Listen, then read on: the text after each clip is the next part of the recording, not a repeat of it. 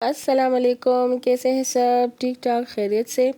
अच्छा, आज मैं लाई हूँ एक सब्ज़ी की रेसिपी आपके साथ शेयर करूँगी। ये शिमला मिर्च आलू और कीमे की रेसिपी।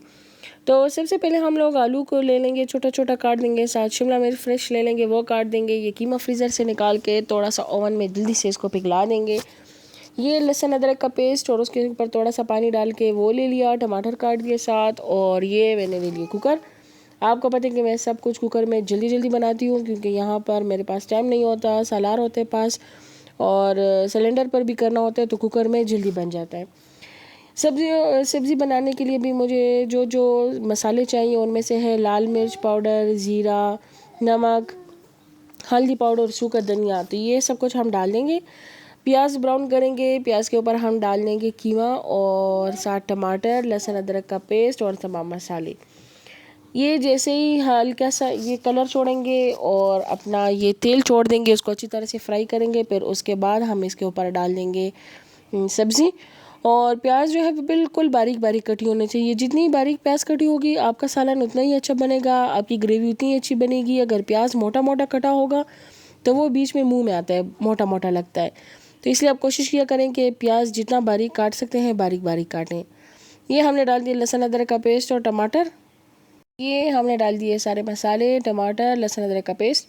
अब इसको हम अच्छी तरह भुनेंगे। कीमा भी डाल दिया है। जितना आप इसको अच्छी तरह भुनेंगे उतनी ही आपके सालन का टेस्ट अच्छा आएगा।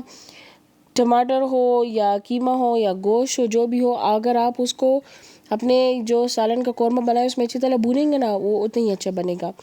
ये हमने डाल दिए फिर इसमें सब्ज़ी। इसको थोड़ा सा मिक्स करेंगे अच्छी तरह, और इसमें तकरीबन 1 गिलास पानी डालकर इसको कुकर बंद कर देंगे। और मैंने इसको 6 मिनट का प्रेशर दिया था। 6 मिनट के बाद जैसे ही कुकर खोला तो इसमें थोड़ा सा हल्का हल्का पानी था। फिर मैंने वो सुखाने के लिए तेज़ गैस लगाई और बस इसको तकरीबन 5-6 मिनट में अच्छी तरह सुखा दिया। इसने ऊपर ऊपर तेल आना जैसे इसका शुरू हो गया तो बस इसका मतलब कि ये रेडी हो गया। ये देखिए, इसमें थोड़ा सा ये पानी पानी था, तो ये भी सूख जाएगा। और ये जैसे इसके ऊपर तेल आना शुरू हो जाएगा तो बस ये तैयार हो जाएगा, क्योंकि ये पक चुके हैं। बस सिर्फ इसमें पानी थोड़ा सा ज़्यादा है। बस ये सुखाने के लिए हम इसको थोड़ा सा गैस तेज़ करके इसको भूनेंगे।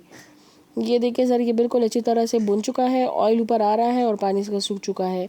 अगर आपको इसकी ग्रेवी ज़रा ज़्यादा चाहिए, शोरबे वाला सालन पसंद है, तो आप इसमें थोड़ा सा शोरबा भी बना सकते हैं अपने टेस्ट के हिसाब से।